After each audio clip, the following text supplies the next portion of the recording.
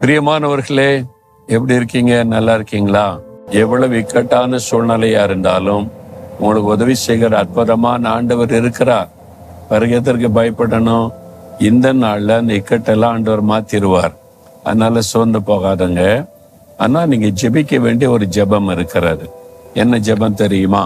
108 சங்கீதம் 12 வசனத்துல, தேவனே இக்கட்டில் எங்களுக்கு உதவி செய்யும், மனுஷருடைய உதவி விருதா. மனுஷர்கள் உதவி செய்வாங்கன்னு நம்பி போய் அவங்களும் பிரயாசப்பட்டாங்க, முயற்சி எடுத்தாங்க. அவங்களுடைய கைக்கு மீறி போய் விட்டாரு, உதவி செய்ய முடியல. இதுக்கு மேல என்ன பண்றது, எங்க கையை தாண்டி போயிட்டுன்னு சொல்றாங்க. அந்த மாதிரி இக்கட்டான நிலைமையில இருக்கீங்களா? யாருமே உதவி செய்ய முடியாத ஒரு சூழ்நிலை. என் பிரச்சனை அவ்வளவு பெருசாயிற்று, கடன் அவ்வளவு பெருசாயிற்று, வியாதி அவ்வளவு சீரியஸ் ஆயிற்று, குடும்ப பிரச்சனை அவ்வளவு பெருசா விரிசல் ஆயிற்று, இனி யாரும் உதவி செய்ய முடியாது, இக்கட்டான ஒரு நிலைமை அப்படின்ற நிலைமையில வந்திருக்கீங்களா? நீங்க உதவி வருகிற ஒருவரை உண்மையா தேடணும்.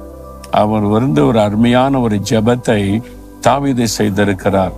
என்ன செய்யறார்? இக்கட்டில் எங்களுக்கு உதவி செய்யும் ஆண்டவரே, இந்த இக்கட்டான சூழ்நிலையில உதவி செய்ய, மனுஷருடைய உதவி வருதா. எந்த மனுஷனும் எனக்கு உதவி செய்ய முடியாது, நீங்க தான் உதவி செய்ய முடியும்.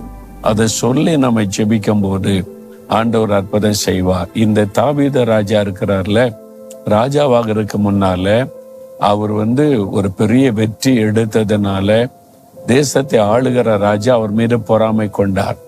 பொறாமை கொண்டு இவன் அழிச்சிடணும், இல்லாட்டா இவன் என்னுடைய இடத்தை எடுத்துக்கொள்வான்னு சொல்லி தன் இராணுவத்தை எல்லாம் வைத்து தேடுகிறார், அவனை கொண்டு போடும்படிக்கு.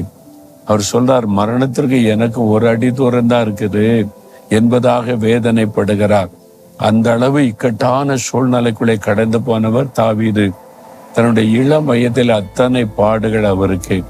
ஒரு சமயத்துல எதிரிகள், அந்த இராணுவம் வந்து சூழ்ந்து கொண்டாரு.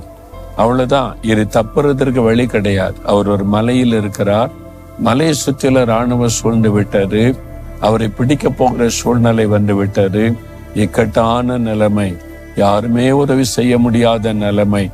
அந்த நேரத்துல கர்த்தரை நோக்கி கூப்பிடுகிற இக்கட்டில் எங்களுக்கு உதவி செய்யும்.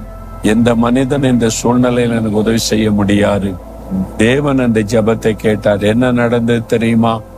அந்த ராஜ்யத்துக்கு விரோதமாய் எதிரிக்கு நாட்டு, பக்கத்து நாட்டு ராஜா படையெடுத்து வந்து விட்டான். அந்த செய்தி ராஜாவுக்கு வந்த உடனே தாவீதை பின்தொடர்வதை விட்டுவிட்டு எல்லாம் வாங்க, நாட்டை பாதுகாக்கணும், போகலான்னு யுத்தம் பண்ண போயிட்டாங்க.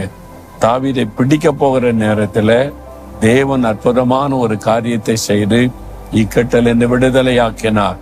உங்களுக்கும் செய்வார். யாரும் இந்த இக்கட்டில் உங்களுக்கு உதவி செய்ய முடியலையே, அந்த மாதிரி சூழ்நிலை நீ கலங்குறீங்க தானே, அவரால் முடியும். நீங்க ஒரு ஜெபம் பண்ணுங்க, இக்கட்டில் எங்களுக்கு உதவி செய்ய ஆண்டவரே. எங்களுக்கு உதவி செய்ய நினைத்த மனுஷரால முடியல, அவங்களுடைய உதவியெல்லாம் விருதா. நான் இப்போ உண்மைதான் நம்பி இருக்கிறேன், நீங்க இந்த இக்கட்டிலிருந்து எனக்கு உதவி செய்ய முடியும். உண்மையா ஜெபித்து பாருங்க, ஆண்டவர் உங்களுக்கு அற்புதம் செய்வதை காண்பீங்க. இந்த இக்கட்டில் இந்த விடுதலையாக்கப்படுவீங்க. ஜெபிக்கிறீங்களா? ஆண்டவரை பார்த்து சொல்ல, இக்கட்டில் ஆண்டவரே எனக்கு உதவி செய்யும், மனுஷருடைய உதவி விருதா. நீங்க மாத்திரம்தான் இந்த இக்கட்டான சூழ்நிலையிலிருந்து என்னை விடுதலையாக்க முடியும். இன்றைக்கு இந்த இக்கட்ட இந்த விடுதலை கொடுத்து எனக்கு ஒரு அற்புதம் செய்யுங்க. ஒரு அற்புதத்தை நான் எதிர்பார்க்கிறேன். இயேசுவின் நாமத்தில் ஆமேன், ஆமேன்.